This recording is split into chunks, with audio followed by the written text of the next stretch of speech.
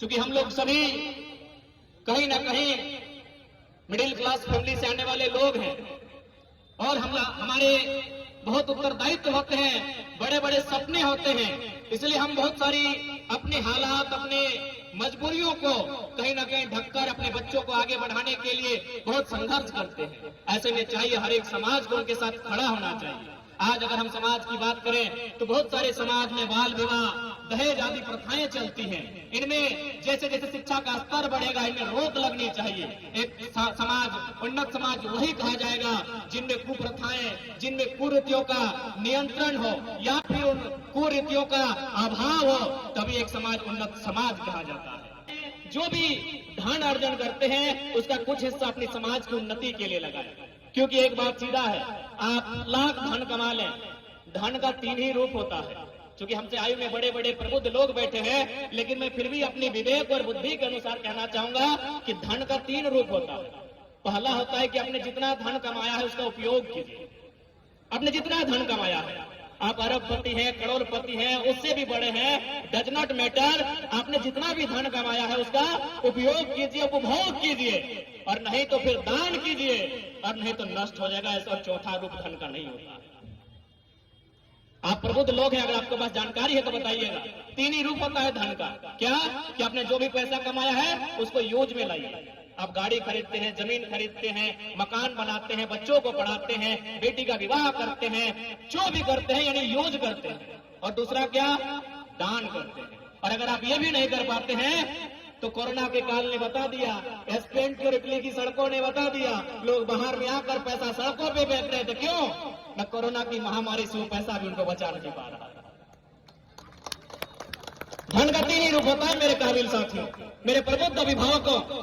पहला, उपभोग में लाइए जो धन आपने अर्जन किया है, अथवा अपने समाज के अथवा किसी अन्य समाज के अगर कोई दुर्बल निर्बल व्यक्ति है, असहाय लाचार व्यक्ति है, उसे सहयोग कीजिए अथवा दान कीजिए। और नहीं तो समय का काल चक्र ऐसा आएगा वो नष्ट हो जाएगा। वीरवाणी समाज के नाम से जानते हैं, उनका एक प्रयास है कि महाराज जरासंध के छत्रछाया में अपने समाज को एकजुट किया जाए।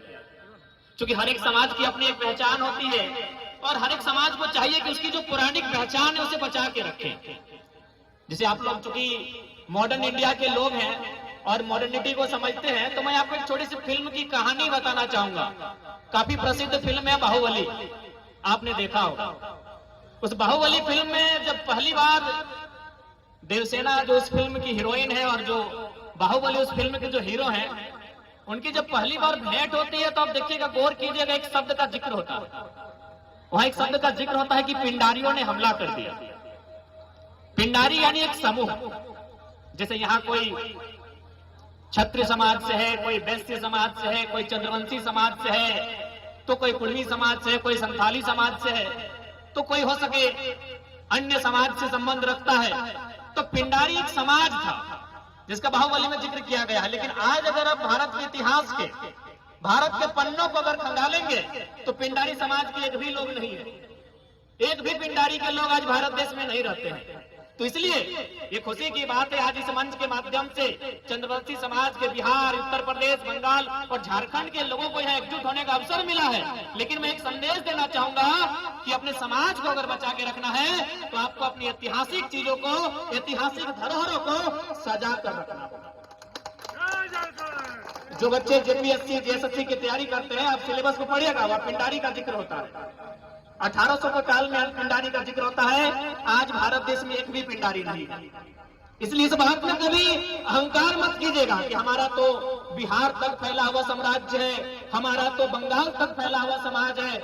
आप वर्तमान में आपकी क्या चिंता है? आप अपने समाज को जीवित रखने के लिए वर्तमान में कितना चिंतित है, ये आपकी समाज की आइडेंटिटी को, आपके समाज की पहचान को तय करता है।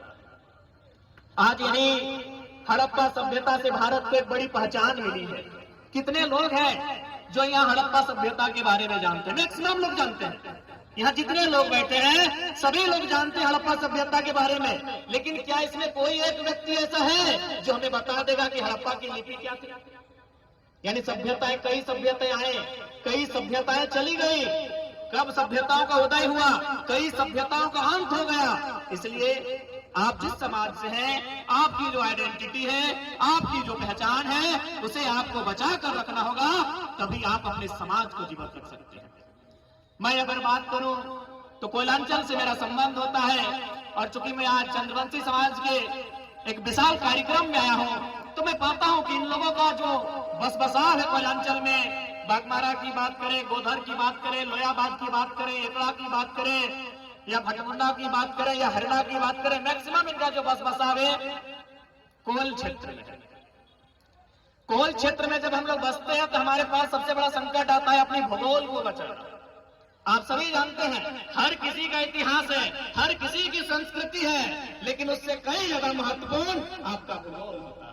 यदि आपके पास आपका भूगोल नहीं है, भूगोल यानी जमीन का टुकड़ा, तो आप इतिहास को नहीं सजा सकते हैं, न संस्कृति को बचा सकते हैं। इसलिए आपको सबसे पहले अपने जमीन के टुकड़े भूगोल को बचा के रखना होगा।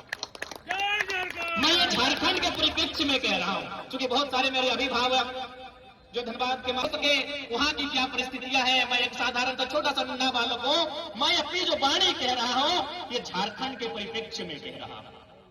आप कहां से आते हैं? चंद्रवंशी समाज के लोग अपने आप को खंगालें। आपकी बहुलता कहां है?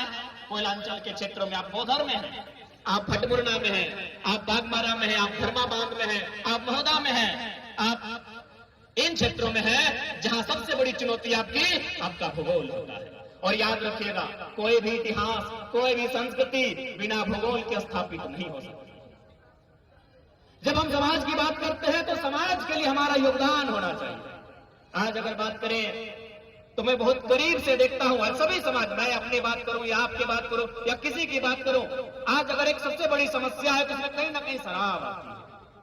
आज यदि हम अपने समाज के उत्थान के बारे में सोचते हैं, आज अगर हम समाज के नाम पर एकजुट होते हैं तो हमारा प्रयास होना चाहिए। आज वकील चचा बोल रहे थे कि समाज में जो कुरीतियां हैं उनको दूर करने का प्रयास होना चाहिए। मैं चूंकि पिछले 2 सालों से झारखंड में सभी जिलों में आवागमन करता हूं, आंदोलन करता हूं, झारखंड की झारखंडियत पर बात करता हूं, लगातार आंदोलन करता हूं, तो मुझे एक चीज कॉमन नजर आई कि झारखंड में सभी समाज की अगर बात करें तो उनमें सबसे बड़ा अगर दुर्गुण कुछ है तो शराब का सेवन है। मैं एक छोटा सा उदाहरण देना चाहूंगा। अभी मैं अगर इस भीड़ में जितने भी लोग उपस्थित हैं, मैं एक छोटा सा सवाल करूंगा कि यदि आप कभी 1-2 चक्का के वाहन में कहीं जा रहे हैं, साथ में आपका भाई, आपकी अर्धांगिनी कोई भी हो सकती है, तो मान के चलिए आप राजगंज से धनबाद का सफर कर रहे हैं, क्योंकि हमारे दीपक भाई राजगंज से हैं, तो यदि मान के चलिए राजगंज में इनके वाहन में जो 2 पहिया का वाहन है, अगर वो पेट्रोल जवाब दे देता है और बगल में इनके डोमनपुर में केरोसिन बिकता है, लेकिन बदले में इनको पेट्रोल भरने के लिए बरवड्डा तक का सफर तय करना होगा, पैदल चलना होगा, गाड़ी को धकेलना होगा, तो दीपक भाई सामने है, मैं यही सवाल करता हूं कि ऐसी परिस्थिति में आप क्या करेंगे? यदि आपका गाड़ी जो पेट्रोल से चलता है, यदि राजगंज में छोड़ देता है, पेट्रोल छोड़ने का काम होता है, तो आप ऐसी परिस्थिति में क्या करेंगे? डोमनपुर में केरोसिन भरने का काम करेंगे या धक्का देकर 5 किलोमीटर की दूरी तय करके बरवड्डा जाकर पेट्रोल भरेंगे? जाहिर सी बात है पेट्रोल भरेंगे। क्यों पेट्रोल भरेंगे? न चूंकि ये सबको नॉलेज है कि ये जो 2 चक्का का गाड़ी है इसमें पेट्रोल ही डाला जाता है। यदि पेट्रोल डालेंगे तो ही ये गाड़ी माइलेज देगी और तो ही ये गाड़ी चलेगी। हम केरोसिन नहीं डालेंगे, भले केरोसिन हमें फ्री में क्यों ना मिले, क्योंकि अगर हम केरोसिन डालते हैं तो गाड़ी का इंजन जवाब दे जाएगा। यानी हम कितने बुद्धिमान लोग हैं ना कि हमें गाड़ी की चिंता है, हम अपने आप में गर्व महसूस करते हैं कि हम तो बुद्धिमान लोग हैं कि गाड़ी में हमने केरोसिन नहीं डाला, क्योंकि केरोसिन फ्री में मिल रहा था फिर भी नहीं डाला। केरोसिन डालने से गाड़ी का इंजन सीज हो जाता। जब हम इतने बुद्धिमान एक गाड़ी के विषय में हैं, तो अपने शरीर और स्वास्थ्य के विषय में क्यों नहीं हो सकते? हमारा भी शरीर एक गाड़ी की तरह है, इसमें भी इंजन है, इसमें भी माइलेज होता है, तो इसमें भी शराब का सेवन ना करके दूध दही का सेवन होना चाहिए। आपको गाड़ी की चिंता है, आप अपने जीवन काल में 10 गाड़ी खरीद सकते हैं, 10 से ज्यादा खरीद सकते हैं, लेकिन आपको उस गाड़ी की चिंता, इसमें केरोसिन नहीं डालना चाहिए। लेकिन आपको अपने शरीर की चिंता नहीं है, इसमें आप लगातार केरोसिन डाल रहे हैं, अभी पैसा लगा के डाल रहे हैं। इसलिए सामाजिक उन्नति की अगर बात करते हैं तो वही समाज उन्नत माना जाएगा जो स्वस्थ समाज होगा, जो समाज सफल होगा, जो समाज सबल होगा, वही समाज उन्नत माना जाएगा। और और सबसे महत्वपूर्ण बात, हमें एक दूसरे को परस्पर सहयोग करना होगा। सहयोग हर प्रकार से करना होगा।